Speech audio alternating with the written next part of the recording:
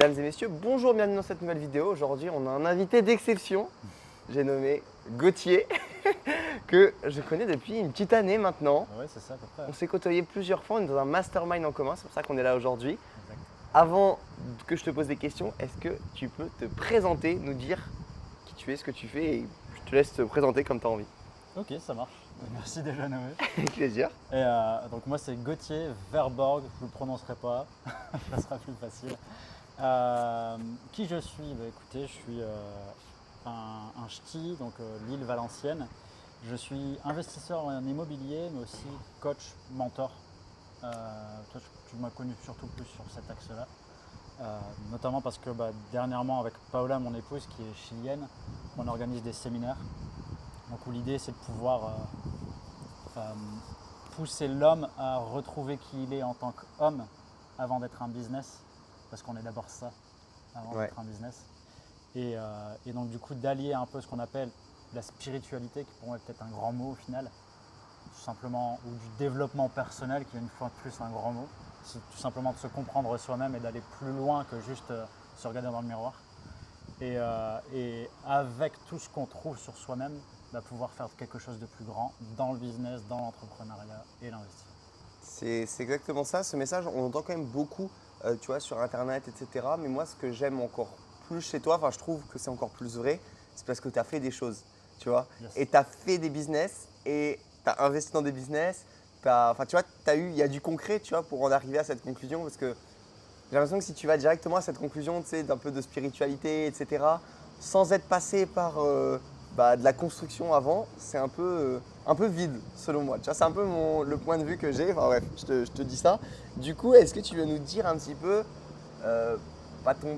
ton parcours ou les étapes clés un petit peu qui ont fait que tu es arrivé là aujourd'hui? Ok. Ça peut être très long. Ouais. Mais je dirais une enfance marquée, des apprentissages, je pense. Tout passe par les apprentissages.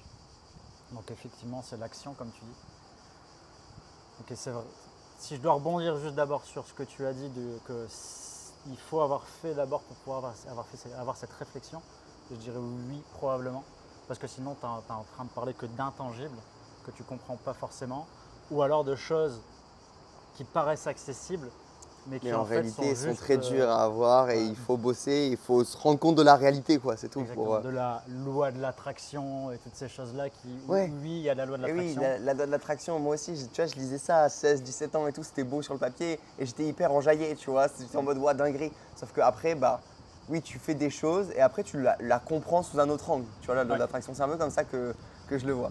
Donc, des apprentissages dans ta jeunesse, tu as commencé l'entrepreneuriat, tu dirais le mot entrepreneuriat, je sais pas si tu le connaissais déjà quand tu étais jeune. Je le connaissais, parce qu'à l'âge de 16 ans, 17 ans, j'ai eu Ouais. mon premier job étudiant. Et en gros, je me suis fait embaucher parce que face au mec, pendant l'entretien, il y avait eu 50 entretiens, quelque chose comme ça. Et j'étais dans les derniers et il m'a dit putain, ce que tu viens de me dire, c'est juste ouf. Il n'y a personne d'aussi déter que toi, quoi. Ou en gros, je lui disais écoutez, moi, pourquoi je viens là? Parce que je veux gagner de l'argent et cet argent-là me permettra d'économiser pour pouvoir monter une putain de boîte plus tard, quoi. Ok, t'avais quel âge là, 16 ans? 16 ans, 17 ans, quelque chose Ok, comme c'était ça. quoi la boîte juste par Une boîte curiosité? dans le bâtiment. Dans le bâtiment, aller travailler pour lever des parpaings et c'était à Avoir la des dure. employés. Avoir des Ouais. employés, manager une équipe et tout. Et justement, c'était l'objectif. Pourquoi? Parce que je voulais contrer l'éducation que j'avais eue. Ok, Parce que j'ai commencé à travailler dans le bâtiment quand j'avais 13 ans. ok, Donc mon père, waouh. 13 ans. carreleur, ouais, 13 ans. Putain, et t'as arrêté l'école à cet âge-là du coup ou... Non, mais c'était tous les week-ends, toutes les vacances Ok. scolaires sur les chantiers. Ok, et donc t'as commencé à mettre de l'argent de côté ou c'était pour ta famille? C'était pour quoi? Argent de côté. Argent de côté, vous avez 13 ans. Ouais. Quand mes parents étaient divorcés, le seul moyen pour moi de passer du temps avec mon père, c'était d'aller sur les chantiers avec lui parce que lui travaillait 7 jours sur 7. Ok, ouais, Il dinguerie. était carreleur. Ok, Et puis lui, c'était son plaisir de pouvoir transmettre, comme tout homme en fait à un moment donné, c'est transmettre ce que tu connais. Donc c'était Ok. un plaisir d'aller travailler avec lui. t'as commencé avec lui, t'as eu un taf, t'as créé quand ta première boîte? C'était quoi et t'as créé quoi? Alors c'était plus de l'investissement et de l'entrepreneuriat pour le coup. Donc, Avec l'argent que t'avais mis de côté? qui m'a permis de faire de l'apport. Parce Donc, que j'ai pour été une en boîte? CDI. Donc en fait, si je refais le parcours, j'ai fait ces fameux chantiers avec mon père en tant que jeune. J'avais cette envie de créer une boîte dans le bâtiment. Mais au final, j'ai fait des études aussi à côté. Donc, je suis ingénieur civil. Ok. Et donc, j'ai fait tout le process un peu que quand tu fais des études, après, tu as ton job et tout ça. Mais ça a duré que à peine 3 ans. Et donc, l'apport que j'avais eu m'a permis d'investir dans l'immobilier. Et j'ai cumulé, en fait, j'ai fait l'investissement en masse dans l'immobilier. Ok, donc tu as commencé par quoi ton premier achat en IMO, c'était quoi? Un immeuble de rapport avec 7 appartements directement. À quel âge? 24 ans. Putain, incroyable, trop stylé. 7 appart, 7 appartements. t'achètes tout, tu divises, tu fais quoi? Tu fais une plus-value, tu le revends, tu mets à la location, tu fais quoi avec cet immeuble? C'était un immeuble où il y avait déjà les appartements créés. C'était occupé, mais délabré. Quand je te dis délabré, il y avait des trous comme ça où on voyait l'extérieur à certains endroits. Ok, les locataires loués. Les locataires loués, c'était des prix dérisoires entre guillemets, mais ils louaient quand même. Et voilà quoi. T'as tout refait à neuf? Mon objectif, c'était dès qu'il y a quelqu'un qui sort, je referai un appartement, je le mets à neuf. Je demande à une personne si elle veut bien aller dans le neuf au même prix que l'ancien. Et puis Après, je tu switch fais comme bouger. ça au fur et à mesure. Et t'as retapé tout J'ai tout retapé moi-même du coup. toi-même, parce que tu connaissais le bâtiment. Parce que je connaissais, c'est parce qu'il y a de plus intelligent quand tu commences à comprendre l'investissement immobilier. Mais au début, ce que c'est je savais complètement faire. ok. Ouais. Et puis voilà, ça a été le premier investissement, gros investissement en temps aussi, parce que je travaillais sur Paris et je faisais des allers-retours tous les week-ends pour aller faire les travaux. Ok. Ça a pris 6 mois. 6 mois, ouais, c'est pas si long au final. C'est pas Non, sur une après- vie, sur l'échelle d'une vie, mais c'est 6 mois C'est intense. très rapide, c'est Ouais. rien en soi. Ouais. C'est- Ok. Mais c'est Donc- parce que tout le monde m'appelle la machine dans le bâtiment, parce qu'en gros, je sais ce que j'ai à faire et Et je tu déploie. fais un bloc. Ok, incroyable. Ok, trop bien. Ouais, forcément, tu connaissais ça jeune, etc. Ça se finit comment cet immeuble? Tu le revends à la fin? J'ai revendu quelques années après, ouais. Ça Ouais. fait, Tu as un fait une bon, première plus-value. 250 000 euros de plus-value. C'est quand même pas mal. c'est prend- c'est vraiment pas mal. Et tu l'avais acheté avec combien tu l'avais acheté pour donner une J'ai idée? mis 30 000 euros d'apport Ouais. et je l'ai acheté 180, j'ai mis 50 000 euros. En gros, 250 000 euros de budget au total seulement. T'as fait x2 pratiquement x2, sur le. Waouh, dinguerie. Sans compter le fait que les locataires m'ont payé, bien entendu, mon Du crédit loyer. et que j'ai eu du gain sur ça aussi. Et en plus, il y a eu la plus-value. Joli move. Putain, t'as bien commencé. Et du coup, ils t'ont prêté la banque 30 000 euros. Bon, bah ça, j'ai envie de dire, tout le monde peut les mettre de côté, entre guillemets. Tu vois, t'as un CDI, tu mets de côté, c'est possible. La banque te prête pourquoi? Parce que t'as un CDI qui paye bien à ce moment-là? Ouais. Ok. Enfin, qui paye bien. J'étais à Paris, je gagnais 2200 euros. Ah ouais, c'est pas si. J'ai un salaire. Pour Ils un ont ingénieur accepté. civil, c'était rien du tout, quoi. Putain, ok. À Paris. Eh ben dis donc, incroyable. Donc tu revends ta part, première plus-value, et ensuite donc tu t'es dit l'investissement, ça a l'air quand même un petit peu plus sympa que travailler pour 2002 par mois, je suppose. Tu fais quoi là quand tu touches cette thune? Genre quand tu touches l'argent là de. Tu fais ta plus-value, tu t'es payé cash, tu as de l'argent, tu rembourses le prêt direct ou tu gardes? pas le Tu choix. fais quoi? Ouais. Contractuellement, j'avais pas le choix, donc il Ok. fallait rembourser. Ok. Après, du coup, ça a été la revente s'est passée quelques années après. Ouais. Donc entre deux, en fait, j'ai fait d'autres investissements de la même manière, quoi. J'ai acheté d'autres immeubles, d'autres appartements, maisons que j'ai retapées, mis en location, loué. J'ai créé aussi. Ah, et du coup, ce que j'ai fait tout de suite après la revente de celui-là, c'est que j'ai racheté une autre bâtisse et j'ai créé une coloc Ok. et une love room aussi. Ok. Ouais, logement Ouais, chambre insolite, Airbnb, etc. qui fonctionne très très bien. Et après, le capital m'a servi aussi à pouvoir prendre des parts en equity. C'est ça. D'où déjà là, si ça vous intéresse, prendre des parts dans les entreprises, je viens de faire une petite vidéo qui est sortie hier avec Johnny. Donc on a tourné tout à l'heure pour parler de la prise de part, etc. Ouais. Lui, comment il connaît tout ça. C'est ce qui nous a fait nous rencontrer parce qu'on est tous les deux dans ce mastermind qui apprend justement à prendre des parts dans les boîtes, etc. Et donc toi, c'est ce que tu as fait plusieurs Exact. fois. Aujourd'hui, tu as des parts dans plusieurs boîtes. Dans T'en 8 as boîtes. Ouais. 8 boîtes? Ouais. Ok, incroyable. Et c'est quoi? C'est des boîtes justement dans l'immobilier ou c'est des opportunités? C'est quoi qui t'a décidé à prendre des parts dans ces boîtes-là? La plupart du temps, ce qui m'a décidé à prendre des parts dans une boîte ou dans une autre, c'est je dirais l'émotionnel. Ok, C'est fou, hein? ouais, l'attache Ouais, au ouais. projet, Au projet, à la personne ou autre. je comprends. Ce qui est humain. Ce qui est humain, ouais, on est des humains avant d'être des machines à argent. Et derrière, du coup, alors tu as toujours une question chiffre. Ouais, Mais du coup, ça dépend des projets. Parce que du coup, ouais, effectivement, il y a des projets dans lesquels j'investis en immobilier. Donc où en gros tu investis dans un truc et puis tu as un pourcentage, ou alors tu investis avec quelqu'un qui va faire des projets et qui va faire des flips. Donc c'est des achats, reventes. Et où moi je porte mon regard plutôt technique. Oh, Oh, et ça continue, tu peux continuer d'expliquer, t'inquiète. on fait trop Petit coup vibrer, de vent. on fait vibrer tout le monde. Attends, je vais mettre dans ce sens-là. Hop, c'est authentique les amis, pas de cut, rien du tout. Donc quelqu'un qui fait des flips, voilà, qui achète, qui revend, on va dire c'est, j'ai plus le nom de ce métier. Marchand de biens. Marchand de biens, voilà, c'est ça, exactement. Donc marchand de biens, boîte de un mec qui fait ça. En gros, toi tu mets de l'argent pour l'aider à acheter. Tu mets de l'argent, moi j'apporte aussi ma compétence technique, mon regard Ouais. d'expert dans Que le t'as en bâtiment. IMO, ouais.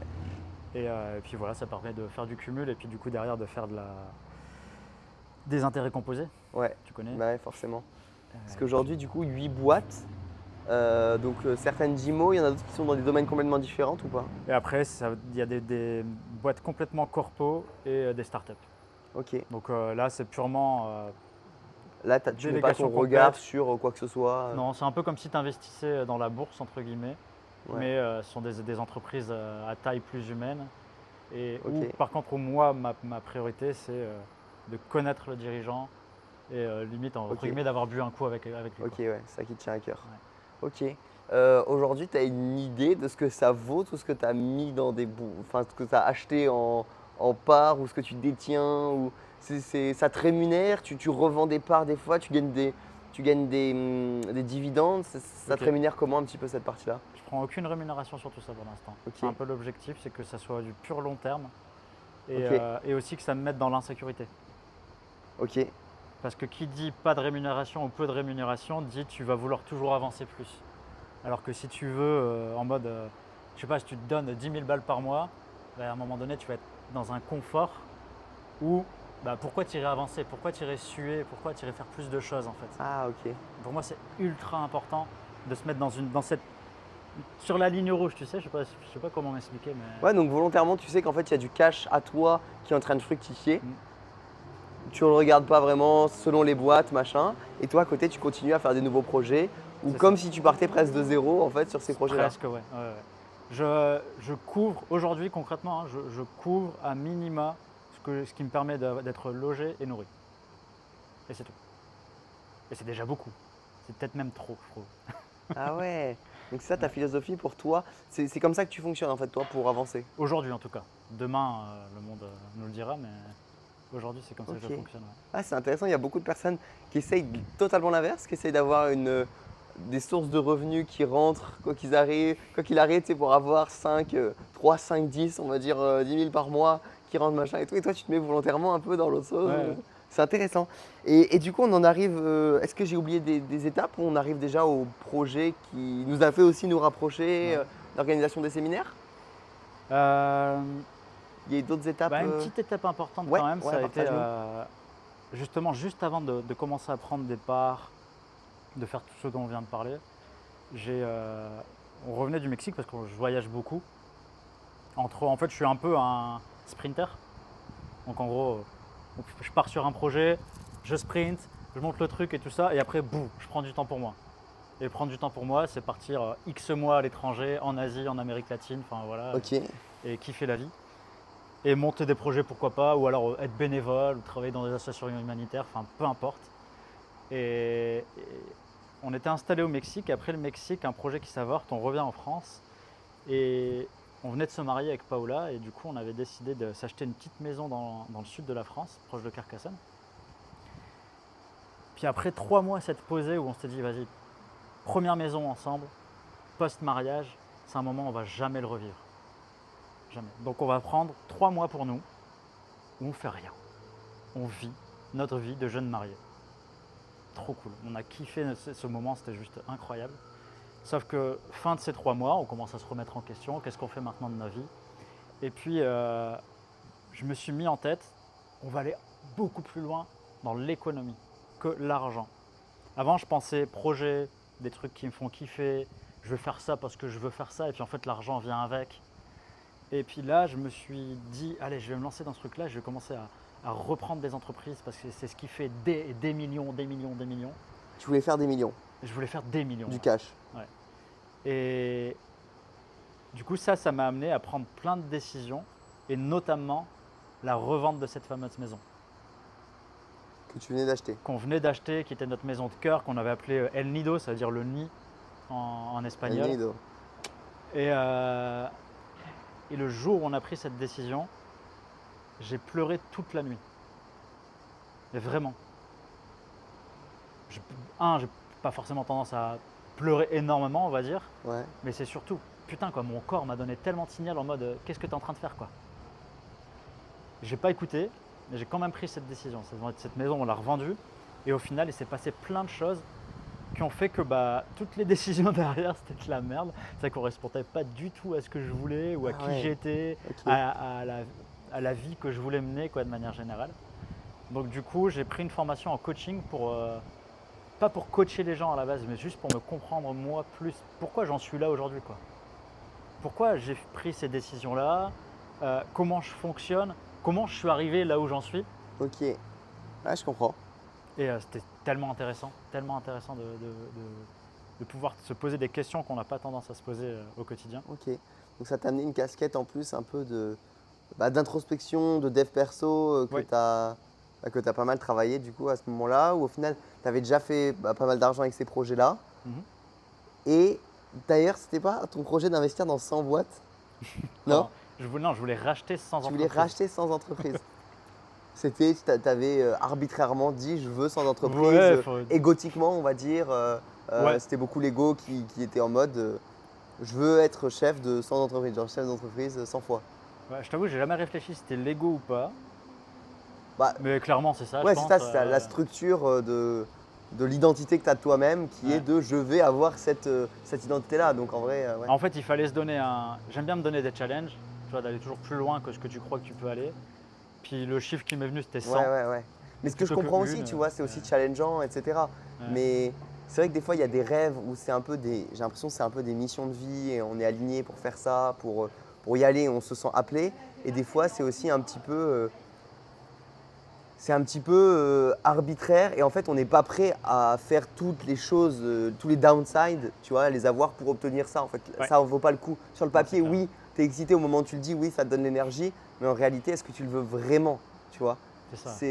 Et ça, moi, ça m'est arrivé plein de fois, hein, où je dis, j'aimerais avoir tel truc. En fait, tous les côtés négatifs que ça apporte, je ne suis pas prêt à les prendre en compte. Donc, c'est juste une question de trade-off et au final, tu n'étais pas vraiment aligné avec Et ce puis à ce choix. moment-là, justement, j'ai pas regardé ces côtés Ouais. négatifs. Bah ouais, Je de ce voulais que pas ça moi, tu allait vois. emmener, de beaucoup de moins de liberté. Du coup, tu étais très attaché au voyage. Tu as beaucoup voyagé.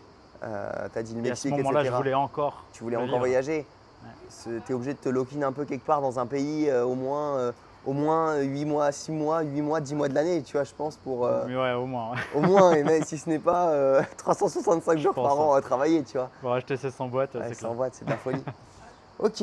Et donc, on en est arrivé jusque cette année, là, enfin cette année, l'année dernière, L'année dernière, ouais. où tu t'es dit, je vais rassembler des gens. Qu'est-ce qui s'est passé? C'était quoi l'idée? Ben, Comment t'as fait? d'abord, après avoir pris cette formation de coaching, j'ai commencé à coacher des gens, Ouais, tout simplement. sur Coacher quoi? pas mal de personnes. Souvent, les gens arrivent pour des problèmes business, tout ou rien.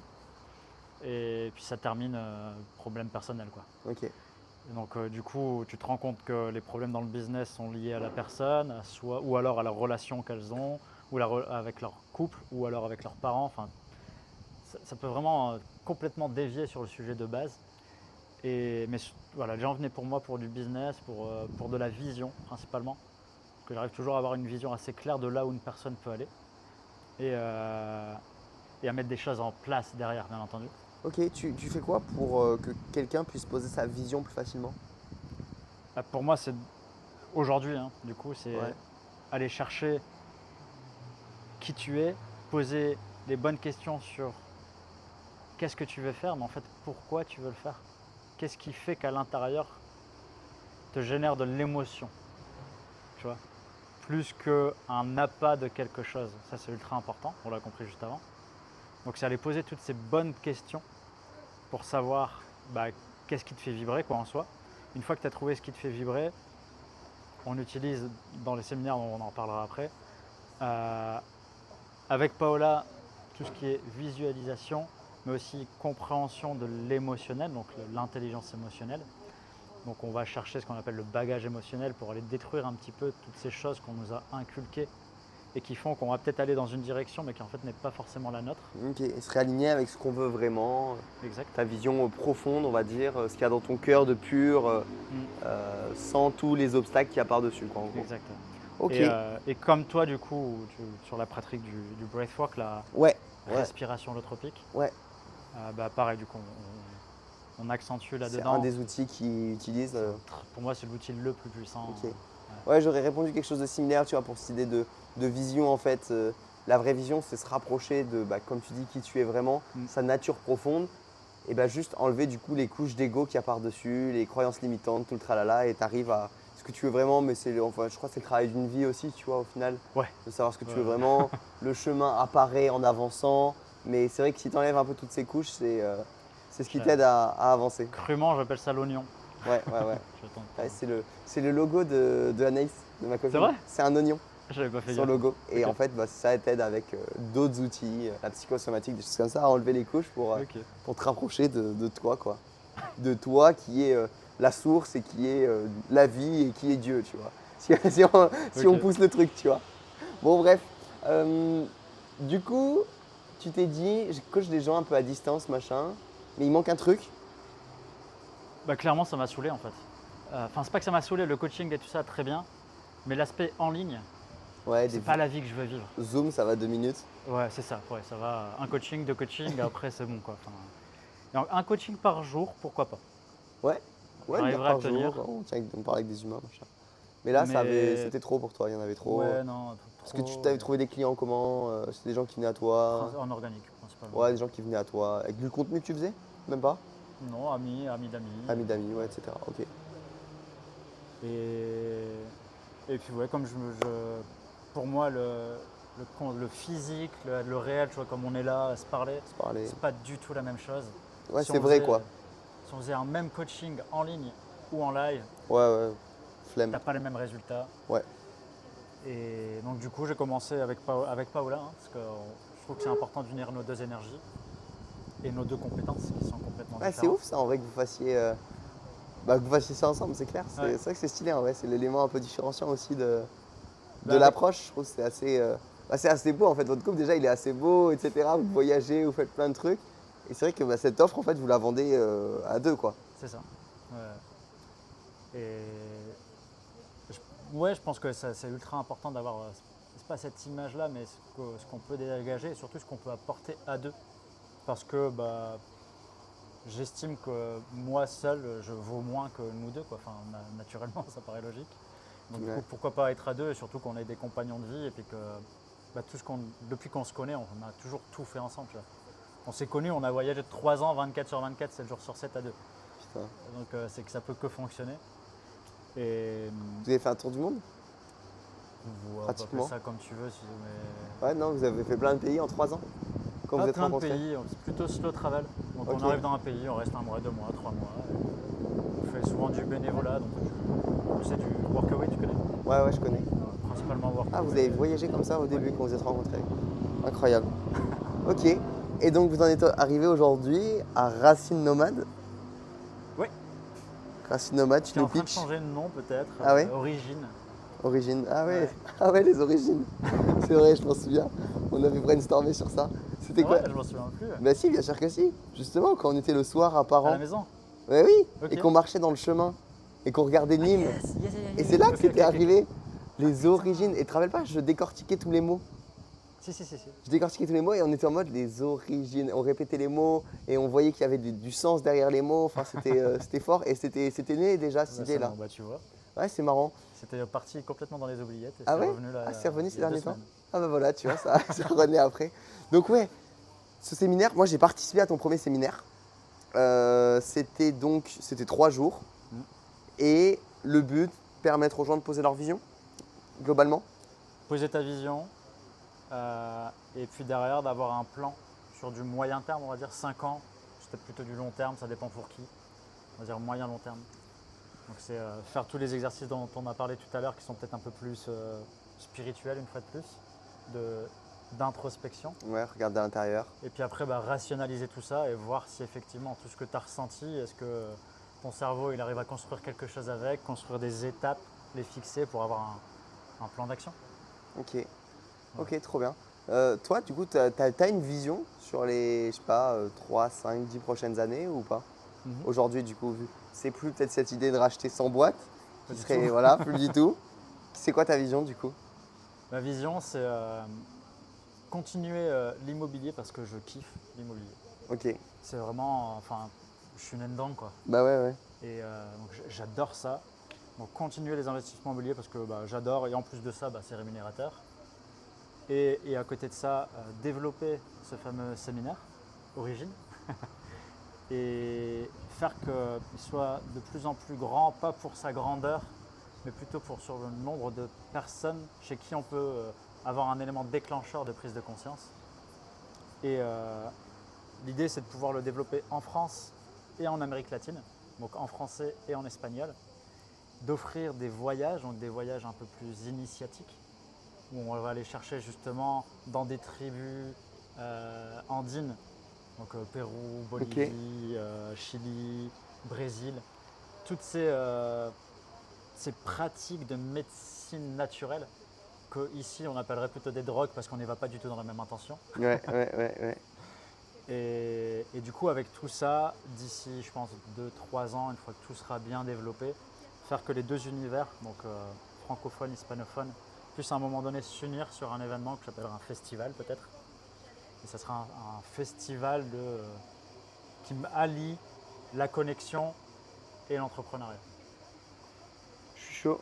Voilà. Tu m'envoies le RIB, je prends ma place pour le festival.